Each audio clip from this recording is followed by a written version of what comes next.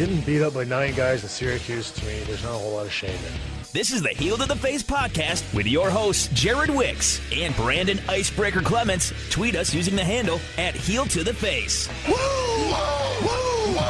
Woo! Woo! Woo! The bell is rung, so let's step in the ring with your hosts, Brandon and Jared.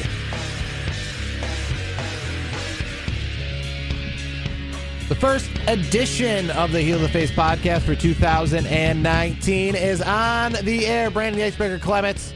Find him on Twitter at Icebreaker21. Myself, Jared Wicks. You can find me on Twitter at KRock. Jared, Mean Gene has passed. Outside of wrestling, Super Dave Osborne passed as well. We're only, 2 days into the new year? Yes. 2019's not starting off very well for us. You know, so I'll start off by saying I met Mean Gene a couple years ago, and I remember when he came out from outside the desk at WrestleMania Access to take a picture. He was not the spryest, let me just say. Well, yeah, the guy was in his 70s when you did that, I'm sure. He passed away, the age 76, I think it was? Yeah, so he wasn't too young, but... No, he wasn't a spring chicken by any means. I'm going to miss Mean Gene. I mean, his last interview, if I'm not mistaken, was with AJ Styles at WrestleMania 25, if I'm not mistaken. Raw 25. I'm sorry. Yes, Raw. That might be. But either way, let's get this week's edition of the show underway. Ladies and gentlemen, this is the main event of the evening. With a 20-minute time limit. Now, really quick, I want one last He's thought on still Mean alive, Gene. Howard Finkel. Yes. Yeah, right. Yeah. Well, the last thing I want to say is, yes, it was Raw 25, so correction on that. Raw 25, where he interviewed AJ Styles, I believe. If I'm not mistaken. That was the last interview, I believe, with Mean Gene. So, my condolences our condolences go out to the whole family, the whole WWE universe, anyone that's affected. He was a very crass gentleman. I just know that. I mean, that's what I always, I guess, would say. He seemed very crass. In all his interviews, he was very, I'm not saying he was very professional, but he was very much, I don't know, he didn't have, I guess maybe nowadays they have a lot more sympathy. I guess they talk about a lot more, the Be a Star campaign and the bullying campaigns. Mm-hmm. He just seemed very much like a 90s wrestling, like, you didn't see him ever, I don't know. He just seems very much like if you saw him in public, he wouldn't be the nicest guy to just go right up to. I don't know. I mean, you had the first-hand experience. I mean, there's been lots of stories, not even just Mean Gene, but other superstars. I mean, we can go on. The list could go on. There's Randy Orton stories, John Cena stories. All these different wrestlers over the years. I mean, there's been some good. There's been some bad. I don't know. I can't speak on it, but I could see that he could have been maybe a little, I don't want to say dry, but maybe take your picture, smile, and see you later kind of thing. Not like, yeah, I mean, that's how Mean Gene always seemed like fine. to me. That's fine. I mean, some people are like that. Like Dean Ambrose. Dean Ambrose is well known for being kind of a loner, I'm not trying to say loner in a bad way, but he just wants to do his thing. He wants to perform, and then when he's on his own, he wants to be private. Undertaker's the same way. He's very private. I have nothing wrong. There's nothing wrong with that, I don't think. But I mean, there are some wrestlers that I could go on a list that don't make the best impressions. I mean, John Cena is definitely not one of them. John Cena, I feel like, is probably one of the best. Mm-hmm. Like if you walk up to him in public, I mean, obviously if he's not crazy busy with going from movie set to movie set or whatever he's doing, if he's just walking around grabbing a coffee or something, if you went up to him, he'd probably shake your hand, say hello, and take a picture maybe, and leave him be, let him finish his coffee. I mean, I feel like a lot like Daniel Bryan, I hear, is very approachable. I've heard that. I mean, Mean Gene is maybe he just wanted to keep his persona a certain way. I mean, he made an impact in my eyes in the business. A big part of my my childhood was watching him. I didn't watch a ton of WCW, but I know enough about it. Watching some of the old stuff. Actually, I went back and watched some stuff after learning of his passing, just to watch some old clips. And man, he was just so good. Like he was to me, he's the original sideline reporter in my opinion. I think I mean, I heard it on SportsCenter. I think it was yesterday. They gave a nice little tribute to him. Nothing crazy, but he was mentioned on SportsCenter, so that that means something, I would think, in the sports world. Yeah, I mean, without a doubt. I mean, I feel WB too has definitely transcended a little bit, like let's say ESPN Worlds, a little bit as of recent times. But moving on to I guess that's the most current thing because we're on SmackDown this week. Another week of pre-taped episodes of Raw and SmackDown. But how about this? What the heck kind of picture you gave me? I have the SmackDown results over here, and it's a picture with AJ Styles with the belt around. Yeah, I don't know why they. Yeah, I don't know why that is. I don't know. But either way, AJ Styles. You know what it is? The wrong date. 2018. 2000. This is why we do stuff live. I'm looking at the results. It's from 2018. Yeah, I mean that's what you do. I mean, people are probably still putting 2018 on their checks and writing stuff down that way. That's what I did. And that's what you did. You pulled up the results for SmackDown 2000. I was looking at the date. I'm like, that's why AJ's got the belt. The good news is he pulled up the results for Raw 2018. Yes, very that is okay because it was still 2018 Raw on Monday night. Raw, I kind of could give or take on the cage match to kick off the show. Probably the highlight of the show, in my eyes. It was okay. I didn't really. I wasn't. Was there a bigger highlight from Raw this past week than Drew McIntyre and Dolph Ziggler? I'll be honest. I really enjoyed the. I really liked that match with Dean Ambrose and Apollo Crews. I think they're finally starting to push Crews a little bit. I know he didn't win the match, but to put him in a position like that in the Apollo Crews became the number 1 contender for the IC title. Yeah, that's a big thing. I mean, what would have been crazy if they put Hawkins in that? That'd have been fun. Is he still on the losing streak? I haven't really followed.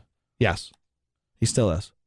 So I don't even know what it's up to anymore. I lost track after like 150. Yeah, like 200 million. Yeah. He hasn't. I don't think he's won since the Miller-Fillmore administration. The SmackDown this week was pretty good when it comes to importance, I guess. Yeah. Now, this is actually something I brought up. Now, I brought this up while I was watching SmackDown live. I wasn't watching it live because it was pre-taped, but I was watching it live. And this is one thing that I've always hated. WWE, and this goes in that long book I would tell you that I would write about why wrestling's fake outside of wrestling. So SmackDown, for the most part, is live nowadays, but it used to be pre-taped all week, all the time. Yes. For a decade plus. 2 decades, 20 years, I want to say. Which sucked, by the way. From 99 to 2012. I take that back. It didn't suck because the social media wasn't really prevalent at that point. But it did suck because if anything good happened, WWE would actually spoil it themselves. Yeah. That. They'd be like, you gotta watch this week. Kurt Angle wins the belt. Speaking of that, do you remember back? Maybe you'll remember this. I think it was back in the early 2000s where we didn't get like UPN. I do remember that. I had my friend who had satellite dish who got UPN out of Boston. He had to pay like $5 a month for the package to get UPN out of Boston on his DirecTV. Man, that was tough. Yeah, we didn't get UPN. They got rid of UPN, and then we got a UPN, I want to say like a year later, and it was like the most staticky, low. It was like channel 14. Yeah, it sucked. It was awful. It was absolutely awful. I remember those days. I'm like, and actually, because I want to say here UPN switched to WB, but SmackDown stayed on UPN. Yeah. So the UPN here just became WB, and I was like, oh, so that means SmackDown will be on WB, and then it just wasn't. Yeah, it was. Yeah, UPN was garbage, but yeah, that's why they picked up SmackDown. It was the best program probably they've had. I mean, they don't exist anymore, but that was probably the best program they ever had. Speaking of SmackDown, getting back to this past week's show, what did you think of John Cena and the Man? That was pretty good. Yeah, John Cena respects the Man. Yeah, that's what he said. That's what he did say. Yeah, I gotta say though, he's got to cut the hair. He looks old. Yeah, the hair makes him look old. Nobody likes the hair. I want to get back to my point of saying about why. So watching it back when it used to be taped, and they used to do this stuff all the time. For people who don't know, if when you go watch wrestling, and I'm looking more or less like the moms in the crowd who are just bringing their kids who aren't big wrestling fans. This what shows you that wrestling is scripted. This what shows you that when you go watch wrestling, you're essentially watching a television show. Because they can't even talk like normal people. They have to talk like you're watching them tape a show. And the reason I say that is New Day came out this past week and kind of did what they used to do on wrestling. I don't understand why they couldn't write better. For example, let's say on a good week, there's 15,000 people in the crowd to watch SmackDown. You're lying to those 15,000 people instead of just being able to tell the truth to everybody. What I mean by this is, I went to a SmackDown one time, taped on a Tuesday. Probably 10,000 people in attendance. And Chris Jericho, I want to say, or it might have been Chris Jericho or JBL, they were in a feud. And it was I think it might have been JBL that was talking to Chris Jericho. And he gets to the ring, and he was talking about their feud on Monday Night Raw. And he was saying, instead of saying, this past Monday night on Raw, which would be a blanket statement, because Monday is still in the past for everybody. For those watching on Friday night, for those watching live in attendance, that statement works for everybody. But he had to get specific. He had to get specific and be like, for the last 4 nights I've thought about this, and for the last 4 days since I saw you on Monday Night Raw, which is true for those watching on Friday night, but for those in attendance, we're going, what? And then when he would, or you would, I would go, I've been to a few SmackDowns, and sometimes it'd be before a pay-per-view, and they would say, in 2 nights at the Royal Rumble, I'm going to kick your ass, and you'd go, again, the Royal Rumble's not on Thursday, so why are you saying, you can just say this Sunday. That works for everybody. Just play the words better. It's a play on words. And I say this because I'm watching SmackDown this week while it was taped on Saturday, and the New Day opened the show saying this is the first SmackDown of 2019, which is true. People be like, you're right. We all know this is being taped for 2019. And then he made some sort of statement that says, who here is excited that 2018 is gone and we are officially in 2019? Well, we're not, because you're taping that on Saturday. Yes. In 2018. So the people in attendance, we get it. They're taping it for another time, but there's probably somebody in attendance being like, why are they saying that? Yeah, why? Like, it's not 2019. Yeah, we can understand that this might be being taped for future, but like, you're being specific. You're talking to the people here like you're not. Like, just don't add that part. These words don't need to be included. Yeah, just keep it simple. They would always do that, though. I would always watch SmackDown, and they would always be like, 4 nights ago, or I've been sitting there thinking all this week, and it's like, no, you thought about it for 24 hours. That's how you tell this is scripted. They're scripting it as in they're pretending it's Friday. They can't even pretend it's current. You mean, they're not really hitting each other? What gave that away? The fact that when they're feuding with each other, they're not even acknowledging the current time and place that they are in. Exactly. So that always just bugged me. And thankfully, I've heard that when it moves to Fox, which would be, I think, this fall, right? Yeah, it's coming up. It's going to be live. Thank God. On Friday nights. I'm okay with that. But in the future, just word your stuff better. I hate that, but to SmackDown itself, AJ Styles, the new number 1 contender. Yes, great. Did you see anybody else coming out of that? No, that match was already done in my book. As soon as they brought everybody out, it was all filler. I mean, it's AJ versus. I don't know. I would have liked to see Samoa Joe, maybe.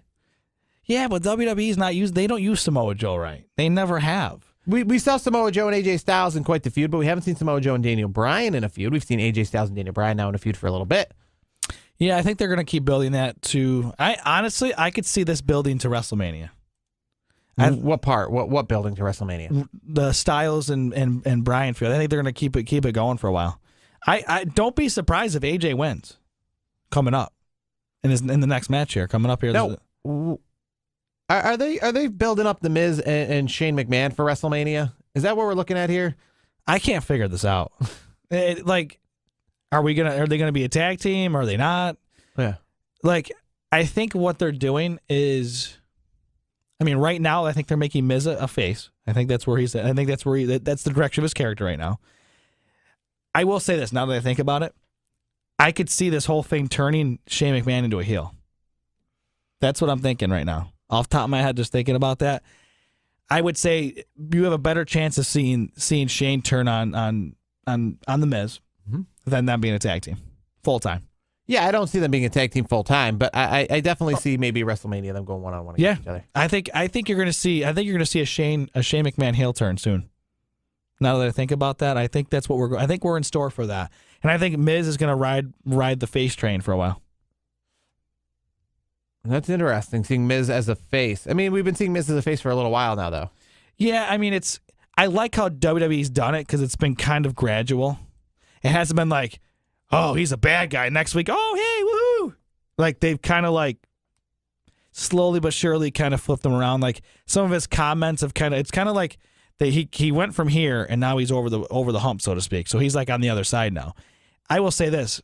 I like Miz, but he's better as a heel. Yeah, he's better as a heel. He's always his best characters are as a heel. That's him as a face has not been successful. We've seen this in the past. Yeah, When has he really been a face though? A long time ago, I would say, because he's always been. I want to say, wasn't he in a tag team for a little while? That was a face though. Who was it? Wasn't he a tag team with Ryder? Were they face? I thought they were. See, I feel like he's been a face, but not necessarily a face, if you know what I'm saying. Like, he's been popular as a heel. Oh, he's always been popular as a heel. Yeah. That's where he's made his money, so to speak. Like, John Cena, same thing. He's done the opposite. Like, he's made his money as a face. Yeah. And John Cena's obviously transcended into movie stardom. He's doing commercials now. Like, John Cena's he's a marketing wizard. I mean, same with the Miz. The Miz is doing it a little bit differently. Mm-hmm. John Cena's on the way of being an A-lister. The Miz is probably like a straight to DVD superstar, so to speak. So I want to move from Raw and SmackDown this past week. Some news came out this week. So I think she's in NXT. Toni Storm, right? She was she made her name in the Mae Young Classic, rising WWE star. I guess Toni Storm. She had to delete all her social media accounts this past week. She's the result of some hacking. A lot of WWE wrestlers have come to her defense with the hashtag We Support Toni Storm in their tweets. But I've heard her. She made it, if I'm not mistaken, she made it to the finals of the Mae Young Classic. I want to say, I know, against Kari San. Why do I say San? I don't know. Kari San. But either way, that she's another victim. So what was the hack? Just for our listeners out there. Photos. Oh, yeah. A little, and not on the level of Paige, right? Yeah. She won this past year's Mae Young Classic. Okay, so she was in the finals and defeated Kari San, and she's currently in NXT UK, so not on the regular NXT. No. Yeah, she's earning her. She's up for the NXT UK Women's Championship. Yeah, she's earning her stripes. Well, yeah, she's. I think she's going to be a big name. She's going to be a big name in the next 2-3 years. Do you think this helps her become a bigger name? Do you think this helps? Because look, I'm reading this story right now off Fox News. This is the same place that only posts WWE news if it's a big deal. They don't just post Raw results and SmackDown results. Yeah, and it's funny because I'm happy Fox News reported it because it actually reported wrestling. Though, because Fox News always has this reputation of being kind of the more redneck Southern Republican-based news. So the fact that they're reporting WWE news, do you think people are like, of course they'd report WWE news? They were, they're the WWE NASCAR Trump beer drinking news network. Wow. Well, here's the thing. I mean, who's I think, don't quote me on They're this. not reporting that a cello or pianist from the New York Symphony had her photos released. No, it was a pro wrestler. Pro wrestler, which wrestler. That's what they would say in Fox News, right? Yeah. Well, that's what people who talk about people who watch Fox News would say. Wrestler. Yeah. Drinking PBRs? Yeah. wearing a certain bandana. certain colors, I should say. Well, like a Confederate flag bandana? Yes, I think they call it the rebel. The rebel flag. Maybe. I don't know. I'm not an expert on it. I'm not gonna lie, I don't know. All right. So we're gonna move from that to our Twitter question of the week. Let's get to our Twitter question of the week and pretty much how we're going to round out this week's show. So as of recording this week's show, tonight is, or tomorrow, this is Thursday, let's third in America. Let's make sure that we're not doing the taping SmackDown Tuesday, Aaron Wednesday thing. Let's make sure we do this right. So it is officially Thursday here in the United States right now. Yes. But it is Friday, January the 4th. In Japan. Yes. So technically, today in Japan, tomorrow, a.k.a. late tonight after midnight here in the States, Wrestle Kingdom 13 will be taking place at the Tokyo Dome. And I want to say I've been privy to Wrestle Kingdom the last 2 years. Mm-hmm. I'm not going back to Wrestle Kingdom 1, 2, or 3 here. But the last 2 years, I've been privy to Wrestle Kingdom because Kenny Omega has torn the house down. Cody Rhodes has been involved in that as well. So Chris Jericho. Last year was the first one I was kind of hyped up going into it. The other ones, so Wrestle Kingdom, I would say 11 was the one that I heard about after the fact. Mm-hmm. Went back and watched it. Wrestle Kingdom 12 last year, Omega Jericho, was the one that I preemptively wanted to watch in advance. And now WrestleMania 13, or Wrestle Kingdom 13 is coming around. And I kind of pose this question to the WWE only fan, to the fan like myself, who is not just going to watch everything New Japan Wrestling, but let's say who was hyped about it last year because it had Jericho, it had Omega, it had these big names, it had things that a non-New Japan Wrestling fan could relate to. It had like, if you're not a UFC person, you still want to watch McGregor versus, like McGregor versus Floyd Mayweather was perfect. There's so many people who've never watched UFC and who never watch boxing, but were interested in that. They're not hardcore boxing fans. They're not hardcore MMA fans, but they're interested in that. They're interested in one versus the other, so to speak. And it WrestleMania 23 was a great example. So many people who didn't care about wrestling wanted to see Donald Trump versus Vince McMahon. Yeah, just for Donald and Vince. Yeah. So to a WWE fan, to somebody who's not a hardcore fan, is this year in advance, because it hasn't happened yet, as important or must-watch viewing as the last 2 years? 75% of the people must be big New Japan Wrestling fans because they said yes. So 75% said yes.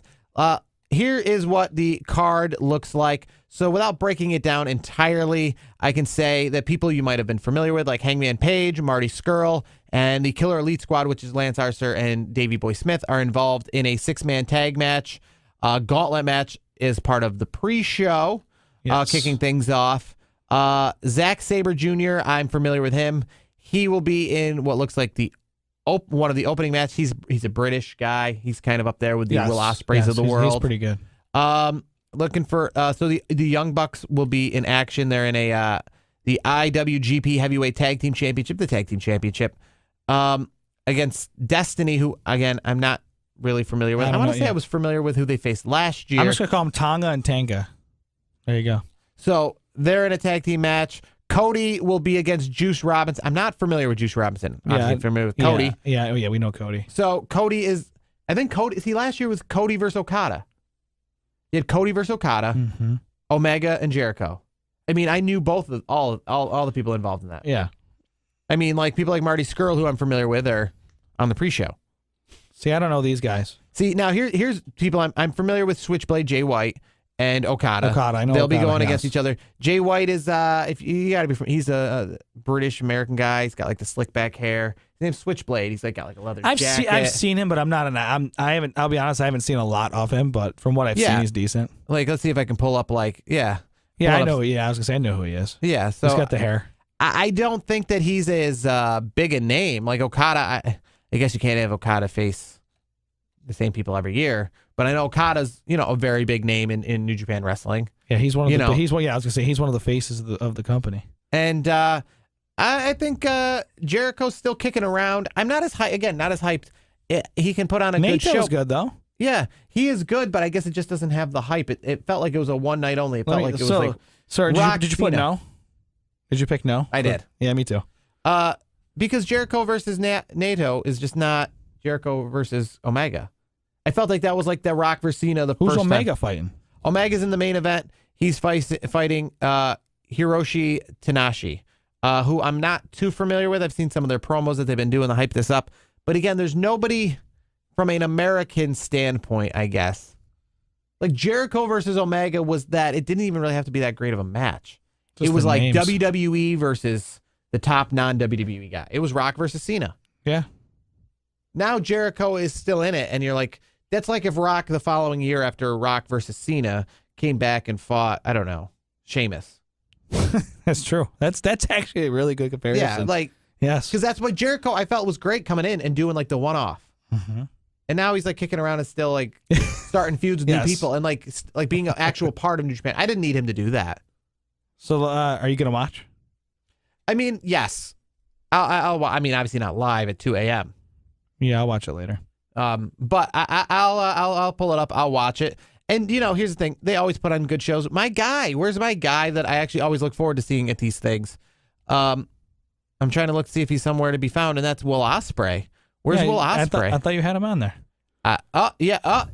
Oh, perfect. Yeah. That's actually here's a match. Yeah, I didn't know he's facing Ibushi. Ibushi and Ospreay. That's gonna be a good match. That should be one of the best matches of the night. Yeah, I didn't even see that. So yeah, I think that match I'm looking forward to. I look forward to Will Ospreay a lot and seeing him against another guy that's similar to him. That can do flips and all the moves. Here's a question for you about Will Ospreay. Since you know him more than I do. Mm-hmm. Does he ever come to WWE? He would be a 205 Live guy for sure. So keep him in New Japan then. Yeah. Leave him there. Okay. I'll go. I will say this much. I mean, if he came to 205 Live, I would be watching 205 Live. Okay. How about this then? I know Omega's contract is up right after Royal Rumble. Is there any chance you think he's at Royal Rumble this year? I know we'll get to it more closer to Royal Rumble, but I'm going to throw it out there right now. I don't know for the money that he might demand and what WWE would want to do with him. Yeah. I mean, here's my thing. The only thing I could see Omega doing, if he's going to come to WWE this year, it's going to be at WrestleMania. Because he could sign a small extension. My thing with WWE is, what are you going to do? What are you going to do with him? You talk about, we're marks. We say this every year. So you come out at the Royal Rumble. We should know better. We've seen this like 10 years in a row. WWE doesn't do that. They don't give us the Royal Rumble people. He'll come out the night after Royal Rumble. I know he needs to do that. They need to bring him in. Like, why are they doing this now with the NXT guys announcing all these NXT guys coming up? I know we were talking about that off the air. Yeah, I mean why are we like, oh, heavy machinery's coming soon? Like, no, just let it happen. Yeah, just let them show. Like, let it be like a surprise. Maybe like they're how like how the Hardys did. Maybe not to that level, but like in your fourth and final tag team in the Fatal 4-Way for the tag team championships, then you hear the heavy machinery song. Yeah, no, I remember like WrestleMania or Royal Rumble like 2002 and getting excited for returns and thinking, this person's going to come back and that person's going to come back. And it didn't happen. And it's been 20 years and I still, maybe at the Royal Rumble this person, no. They'll bring Diesel out for a one-off or Doink the Clown or something maybe. No, bring back the Hurricane. There you go. The best one that they've had, AJ Styles a couple years ago. They did that. That was awesome. And they need to do more like that. That's how everyone should come in. Everyone should come in like the Royal Rumble. I agree. Like coming in at number 7, some random number. Yeah. You got Omega. Yeah. I don't see it happening. I mean, I just want to throw that question out because here's the perfect example. Perfect example of how WWE does things. What place did Ronda Rousey come out at the Royal Rumble last year? After the fact. Oh yeah, that's true. Yeah, after at the end. Yeah, so I mean that's how they'll do it. If they bring Omega, they'll have him come out on they'll tell you he's coming on a random Monday Raw in February. Or would he just come in at the end of the Royal Rumble, not in the match, and then screw somebody and set up a feud?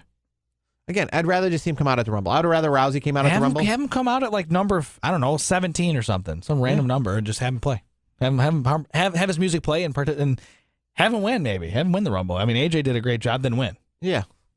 Well, that's still a few weeks to go, the Royal Rumble. The New Day's in the Royal Rumble this year. All 3 of them. Great. We have that to look forward to. Yeah, I love when they say all 3 of us in the Royal Rumble, so I know. There's 10%'s gone. So, yeah. There's 10%. Now I'm going to look forward to who the other 27 people are because I know that when number 30 hits and I get excited that it could be Kenny Omega, it's really just going to be Kofi Kingston. Yeah, or worse, Xavier Woods. Yeah. Oof. Next week, we'll have Raw and SmackDown live versions to digest. Finally, it's been a couple weeks. And we'll talk about Wrestle Kingdom if there's something worth talking about, which there probably will be. Yes, absolutely. So watch Wrestle Kingdom. Enjoy it. I will this weekend sometime. And until next week, that's Brandy Icebreaker Clements. Find me at KRockJared and follow the program at Heel to the Face on Twitter. See ya. Later.